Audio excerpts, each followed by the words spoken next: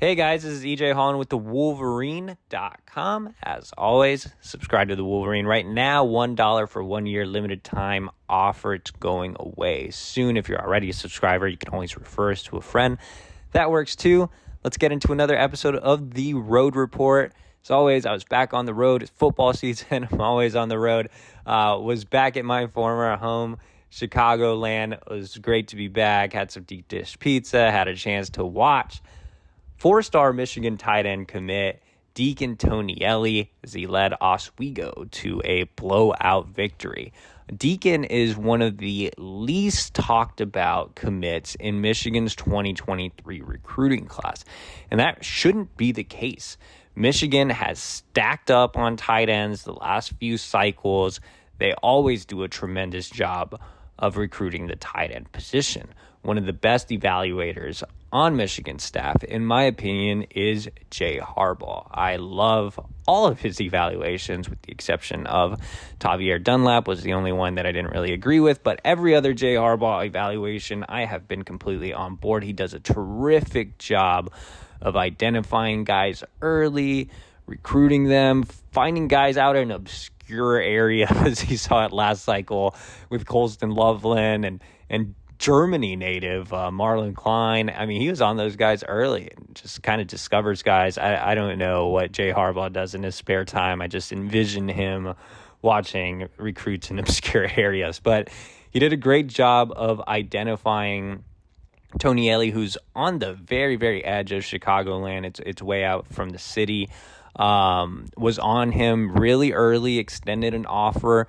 Grant Newsome took over that recruitment and secured his commitment once Harbaugh transitioned to safeties, and Grant Newsome got the promotion up to full-time assistant as Michigan's tight ends coach. But he was originally a Harbaugh evaluation and a guy that Michigan has loved for an entire year. And you can see why when you watch Tonielli live. Now, the competition that he faced was not amazing, but he did exactly what he was supposed to do, and that's dominate. He missed last week with a foot injury, did not appear to be hindered at all by that. Came out, had 3 receptions, 73 yards, 2 touchdowns in a quarter and a half. So easy day at the office for Deakon Tonielli. So what stood out in the quarter and a half of play? Well, obviously, the first play of the game for Oswego was a 50-yard strike to Deakon Tonielli. Later in the second quarter, he had a fade route for a touchdown, so that was his second touchdown of the day. His third catch was a little screen that went about 13. But the thing that stands out about Tonielli is just his ability as a pass catcher. He's a really natural pass catcher. He has strong hands. On that 50-yard throw on the first play, it came before he finished his route, and he showed strong hands, catching it kind of on a rope over a defender, and then sprinted to the end zone for the score. And then on the second one, the fade ball, I mean, just looks so natural running a fade in the red zone. He's a big target at 6'6", 225 pounds. He's really athletic. He's more of just a pure flex tight end right now, or a flex end. He's a guy that splits out wide and spends a lot of time out wide. He can play in the slot. Again, he's a big target. He's a guy that can dominate in the red zone, create mismatches for you. He's a plus basketball player. He's actually never had time to really focus on just football. He's always split time between basketball. In fact, when I lived in Chicago, I tried to see Deakon like 30 times, and I never could really, I mean, I saw him once or twice, but I could never really truly see him as much as I wanted to, because he was always doing hoop stuff. I mean, he took basketball really, really seriously, even got some looks there. So he can jump out of the gym. Again, just a plus athlete. The things I didn't get to see from Deakon, so again, he dominated, great pass catcher, guy that you can move all over the field. The thing that I need to see from Deakon from his senior year film moving forward is just the ability to play inline. That's not something he did a lot last year as a junior, and it's not something he did a lot in this game. I got to see a couple of snaps of him playing inline, but it was mostly towards the goal line. But I want to see, can he be as effective of a route runner as he is when he's split out wide? Because he's a very comfortable route runner at that size when he's split out wide, which is impressive to see. Can he be comfortable doing the same from the inline spot? More importantly, can he block? Can he block from the inline spot? That's a big key in Michigan's offense, and that's something I still want to see from him. I did see him block a little bit from that inline spot. I saw him block when he was split out wider in the slot when they ran some swing passes and screens. And he looks like a willing blocker. He looks like a capable blocker. But again, the competition was not ideal, so he was just bullying kids with his size. But that's something I definitely want to see on his film moving forward. And that's something that I know that Deakon knows he's really needing to work on, or those are the areas of improvement. When I went out to see him in the summer, both him and his high school coach talked about, hey, we need to get him in line. We need to have him block. We need to have him improve there. And Deakon, I think, is only listed at like 215 on his on-3 profile. His weight has always been on the lower side because he was always hooping, but he's added some really good weight. I mean, he looks strong in both his upper and lower halves.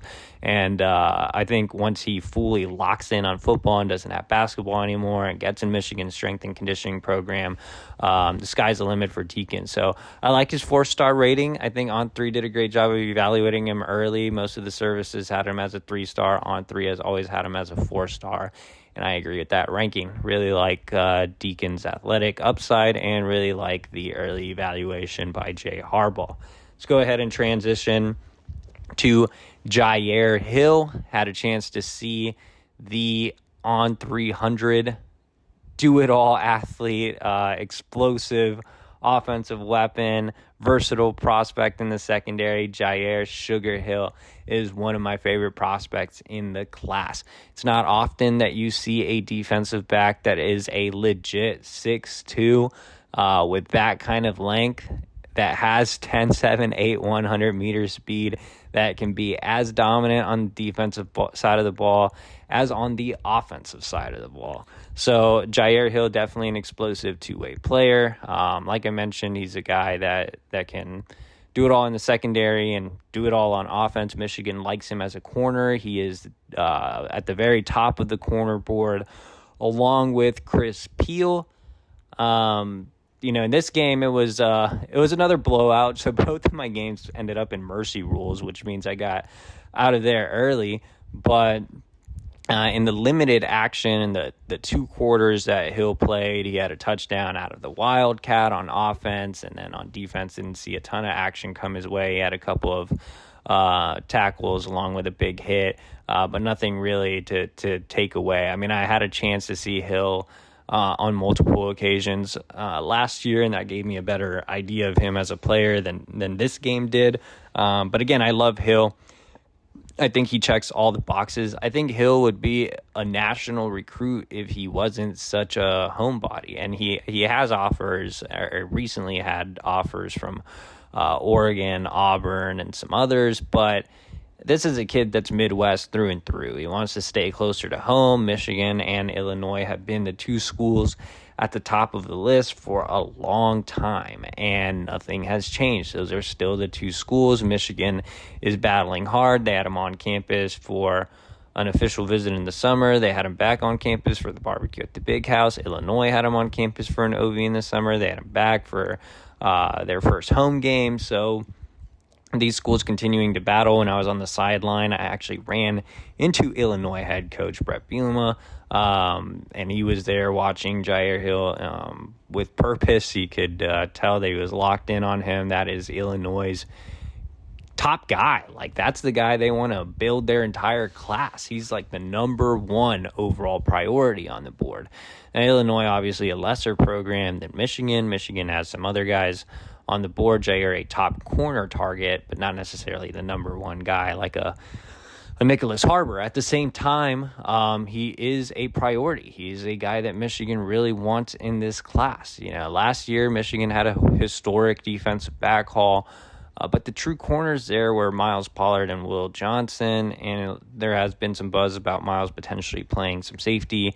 In that class, you had Zeke Berry, who's more of a flex guy, Cody Jones, who's more of a nickel guy, Keon Saab, who's more of a big safety. So, they still have a need for corner this cycle, and that's what they've been able to express to Hill. Obviously, they can't say, hey, you're going to come in, play right away like Illinois is saying, but Michigan offers so much more just from a program standpoint, a development standpoint, even NIL opportunities, which Michigan hasn't, gotten the most positive publicity, is something that Jyaire mentioned as a big plus. Just the global brand and exposure that Michigan provides will create NIL opportunities in itself, whereas, there might not be any type of opportunities like that at Illinois. And again, development, Michigan has great NFL production. Steve Klingscale is known as a great developer of talent. Michigan, the better football program. Michigan, the better school academically. So Michigan just the better everything, right? When it comes to Illinois, it's not really a comparison. But at the same time, when you're the number one priority for your home state school, when you can go in there and play early, when your mother seems to prefer Illinois over Michigan, that's a lot to think about. So I think right now Hill's still pretty torn. He's looking to come back to Michigan for the game against Michigan State. No set timeline. This one could drag all the way through signing day, to be honest. Things Michigan can do better, I think, is just connecting with Hill on a personal level, getting him to open up. Hill can be a little difficult to communicate with, so figuring out his interests, focusing on the fact that he just released his own little clothing brand logo, and the fact that he wants to be a chef, things like that. Off the field stuff are things that I think Michigan can do a little better, just connecting with him. And then winning over mom is always important in any recruitment. I think that one's been something that we've talked about a lot over at the Wolverine. Seems like, and it doesn't seem like it. I mean, Jyaire straight up said it. He's as candid as can be when you interview him. He straight up said, look, my mom likes Illinois, my dad likes Michigan. So I think winning over mom, getting both parents on board, is another huge factor for Michigan. We'll see how this battle continues to play out. And really, I mean, Hill and Chris Peel, top 100 corner out of Charlotte, Providence Day, are the guys at corner. There aren't a lot of, plan B options. These are the guys that they want. So Michigan's going to battle it out as long as it takes. So that's my report from the great state of Illinois. As always, guys, sign up for the Wolverine.com right now, $1 for 1 year.